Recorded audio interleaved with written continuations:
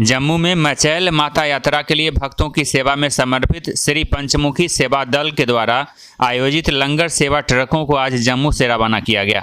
इस अवसर पर जम्मू के पूर्व विधायक युद्धवीर सेठी और भाजपा ओबीसी मोर्चा के प्रभारी ब्रह्मज्योत सत्ती ने हरी झंडी दिखाकर ट्रकों को रवाना किया।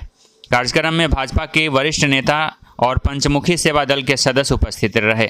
यह लंगर सेवा हिमाचल प्रदेश के मिंदल में मचैल माता के श्रद्धालुओं के लिए आयोजित की जा रही है, जो यात्रा के समापन तक निरंतर चलेगी। इस अवसर पर युद्धवीर सेठी ने माता के भक्तों को शुभकामनाएं दी और कहा कि मचैल माता का धाम आस्था और अलौकिक चमत्कारों का केंद्र है। उन्होंने कहा कि इस तरह की यात्राएं और भंडारे धार्मिक एकता एवं सेवा भाव को मजबूत करते हैं। ब्रह्मज्योत सत्ती ने मचैल माता मंदिर के पौराणिक महत्व को रेखांकित करते हुए सेवा कार्य में सहयोग देने वाले सभी लोगों का आभार जताया। A to Z news live के लिए दीपक कुमार तिवारी की रिपोर्ट।